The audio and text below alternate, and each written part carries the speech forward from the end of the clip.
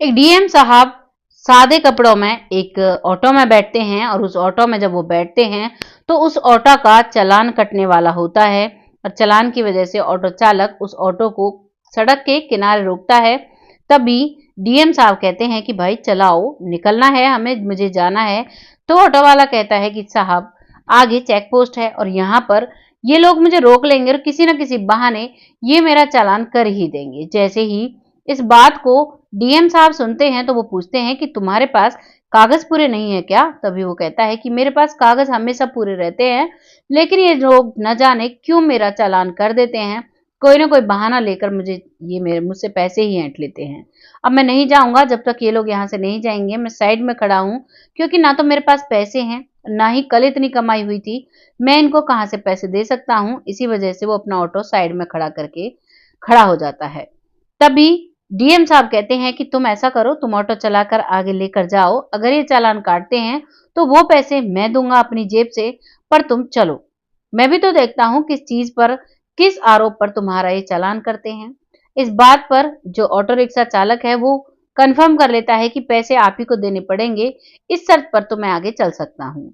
अब इस बात पर डीएम साहब कह देते हैं कि बिल्कुल ठीक है, मैं ही दूंगा पैसे, तुम चिंता मत करो और तुम चलाओ ऑटो को। और ऑटो चलते चलते पहुंच जाता है उस चेक पोस्ट पर जहां पर लोगों के धड़ाधड़ चालान काटे जा रहे थे। जैसे ही डीएम साहब ये सब कुछ देखते हैं तो वो ऑटो रिक्शा में चुपचाप बैठे रहते हैं और तभी उन पुलिस वालों में से एक सिपाही आता है और आने के बाद ऑटो चालक के पास आकर कहता है कि कागज दिखाओ। तभी ऑटो चालक कहता है कि कागज तो मेरे पास पूरे हैं, लेकिन आज सुबह जब मैंने ऑटो को धोया तो ऑटो को अच्छे से साफ किया तो मैंने वो कागज निकाल कर रख दिए थे और अब हड़बड़ी में मैं उनको भूल कर आ गया हूँ। लेकिन मैं उनको व्हाट्सएप कर दूंगा, कभी फिर यहाँ से निकलूंगा तो आपको दिखा दूंगा, आप मुझे कोई ऐसा नंबर दे दीजिए जिस पर मुझे कागज डालने हैं। तभी वो जो पुलिस वाला है वो कहता है कि ऐसे हम कोई विश्वास नहीं करते। तभी वो फोन निकालता है, उसके ऑटो का नंबर डालता है और कुछ सर्च करता है। तभी कहता है कि तुम्हारे पास ना तो प्रदूषण है और ना ही तुम्हारे पास पक्का लाइसेंस है, तुम्हारा तो चालान कटेगा। कंडीशन में तुम्हारा चालान कटेगा, चाहे तुम कुछ भी कह लो, तुम्हारे पास कई कागज नहीं है। इस बात पर ऑटो चालक कहता है कि मुझे तो पहले ही पता था, ठीक है आप चालान काट दीजिए।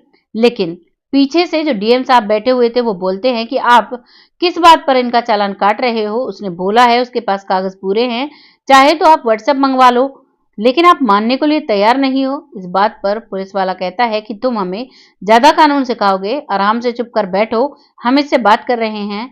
तभी वो डीएम कहते हैं, क्योंकि वो सादा कपड़ों में थे, उसको तो पता था कि मैं डीएम हूं, लेकिन सामने वाले पुलिस वाले को नहीं पता था कि मैं डीएम हूं। तभी वो कहते हैं कि तुम इसका चालान नहीं कर सकते, तुम इसे पकड़ कर ले चलो और चलो, मैं थाने ही चलता हूं, मैं देखता हूं किसने तुम्हें यहाँ ड्यूटी पर लगाया है और क्या हुआ है, किस हक से तुम यहाँ पर चालान कर रहे हो, क्योंकि चालान तो ट्रैफिक पुलिस ही काट सकती है।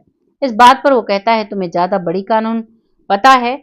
इन सब चीजों को कहते हुए ये कहानी बढ़ती है आगे, और आगे जब बढ़ती है, जब उस थाने में उसको ले जाया जाता है तो थाने में जाकर पता चलता है उसको कि ये कौन है और क्या हुआ।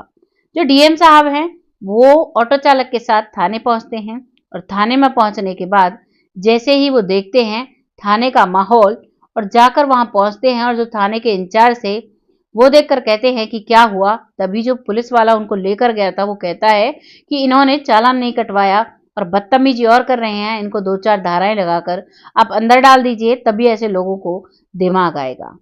अब ये जैसे ही ये बात डीएम साहब सुनते हैं तो उनको बहुत गुस्सा आता है। इतने में ही एक कांस्टेबल आते हैं, वो डीएम साहब को पहचान लेते हैं, क्योंकि जो डीएम साहब हैं, दरअसल ये कहानी शुरू होती है आज से 10 साल पहले। जो डीएम साहब हैं वो एक साधारण इंसान थे, उनके पिता मंडी में सब्जी बेचकर अपना गुजर बसर किया करते थे। मंडी में जब सब्जी बिकती करीब दिन के 200-250 वो कमाया करते, उसी से वो अपनी पढ़ाई लिखाई किया करते और अपनी जिंदगी जिया करते। ये जीवन ऐसे चल रहा था, लेकिन एक दिन जो डीएम साहब थे वो जब सब्जी बेचकर पैसे लेकर घर आ रहे थे तो एक लड़का उनसे लड़ जाता है और कहता है कि तुम्हारी औकात क्या है, तुम ऐसे ही 100-100 200 रुपए के लिए काम करते रहोगे। दरअसल जो लड़का उनसे लड़ा था, भिड़ा था, वो एक अमीर बाप का बेटा, बिगड़ा हुआ बेटा था। और जो डीएम साहब थे वो काफी मेहनती थे, सुबह उठकर अपने माता पिता के साथ खेतों में जाते, सब्जी तुड़वाते, उसको लोड करवाते, अपनी गाड़ी में गाड़ी तो थी नहीं पहले, साइकिल हो या फिर ऐसे जो रिक्शा होते हैं या फिर बैलगाड़ी थी, उन सब में रखकर मंडी लेकर आते और वहां पर लाने के बाद उन सब्जियों को मंडी में सेल किया करते और जो पैसे बचते उससे वो गुजर बसर किया करते थे। काफी मेहनती थे डीएम साहब, और जब उस लड़के से सामना होता है और वो उन्हें उनकी औकात पर बात आती है तो उन्हें बहुत गुस्सा आ जाता है। उसी दौरान अपने पिता से बात करते हैं और कहते हैं, बाबा मुझे दिल्ली जाना है और मुझे बहुत बड़ी पढ़ाई करनी है। इस बात पर पिता भी कह देता है कि हाँ बेटा, तुम दिल्ली जाओ, वहां जाकर अपनी पढ़ाई लिखाई करो, जो भी होगा मैं यहाँ पर देख लूंगा, मैं यहीं से तुम्हें पैसे पहुंचा दिया करूंगा।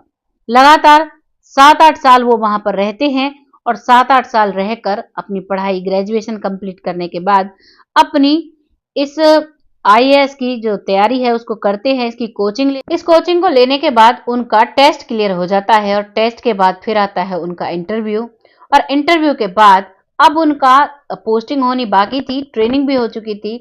तभी वो सोचते हैं, क्योंकि बीते 8-10 सालों में वो अपने माता पिता से मिलने नहीं आया था और वो वहीं पर रहकर मेहनत कर रहा था। जब वो एक कलेक्टर बन जाता है, डीएम बन जाता है, उसके बाद वो सोचता है कि माता पिता के पास चलना चाहिए, उनके साथ बैठकर कुछ समय बिताना चाहिए, क्योंकि उसके बाद तो मुझे ड्यूटी ही करनी है। इसी सिलसिले से वो गांव आया था। गांव आने के बाद अब वो गांव में रहता है, तभी उसका पिता कुछ दवाइयां बताता है और कहता है कि बेटा तुम अपनी ये कुछ दवाइयां मुझे ला कर दे दो, ये मेरी दवाइयां हैं, तुम जा रहे हो शहर चले जाओ। तो वो कहता है कि ठीक है बाबूजी, मैं शहर जा रहा हूँ और मैं आपकी दवाइयां अभी लाकर आपको देता हूँ। जैसे ही वो शहर के लिए निकलता है तो वो सादे से कपड़ों में निकल जाता है, तभी उसके एक दोस्त का फोन आता है और कहता है, यार हम पढ़े लिखे तो बहुत साथ थे, लेकिन तुमने तो 8-10 सालों से हमें अपने दर्शन ही नहीं कराए और अब तो तुम डीएम बन चुके हो, आ जाओ घर पर बैठकर खाना खाते हैं। जैसे ही वो उसे इनवाइट करता है तो डीएम साहब सोच लेते हैं कि मैं तो जब भी शहर जा रहा हूँ तो क्यों ना इनके साथ बैठकर कुछ बातें और कुछ समय बिताया जाए। इसी पर्पज से उस ऑटो में बैठकर वो जा रहे थे और उसी दौरान एक पुलिस वाला उनके ऑटो को पकड़ लेता है और अब पहुंच जाते हैं वो थाने। थाने जैसे ही पहुंचते हैं तो उनमें से एक कांस्टेबल उसे पहचान लेता है जो डीएम साहब हैं, और डीएम साहब को सैल्यूट करता है। जैसे ही वो सैल्यूट करता है तो और जो पुलिस वाले हैं वो देखने लगते हैं और कहते हैं कि तुम इस व्यक्ति को क्यों सैल्यूट कर रहे हो, ये मुजरिम है, इसे हम पकड़ कर लाए हैं। इस बात पर वो जो पुलिस ऑफिसर है जिसने उसे सैल्यूट किया था डीएम साहब को, वो कहते हैं कि तुम्हें नहीं पता ये डीएम है और इनकी अभी नई नई ज्वाइनिंग हुई है। जैसे ही ये बात पुलिस वालों को पता चलती है, पुलिस वाले भागे दौड़े आते हैं डीएम साहब के पास और हाथ जोड़ते हैं और कहते हैं कि बाबूजी हमें माफ कर दो, हमारे बाल बच्चे हैं, हमारी नौकरी चली जाएगी अगर आपने हमारी शिकायत कर दी तो कैसे होगा। इन सब बातों को कहते वो माफी मांगते हैं, लेकिन डीएम साहब उनकी एक भी नहीं सुनते हैं और डीएम साहब उनको यहाँ पर सस्पेंड कराते हैं और यहाँ पर जो ऑटो चालक है उसे छोड़ दिया जाता है। लेकिन उसको बताया जाता है कि आपको अपनी सेफ्टी के लिए अपने कागजात को साथ रखना चाहिए, और यहाँ पर इस तरीके से डीएम साहब इस मामले को सुलझाते हैं। कैसी लगी आपको ये कहानी कमेंट सेक्शन में जरूर बताइएगा। ऐसी ही किसी सच्ची कहानी के साथ आपके सामने फिर से हाजिर होती हूँ। तब तक अपना और अपनों का ख्याल रखें और हमें सपोर्ट करने के लिए हमारे चैनल को सब्सक्राइब करें, वीडियोस को लाइक करें। तब तक के लिए जय हिंद, जय भारत।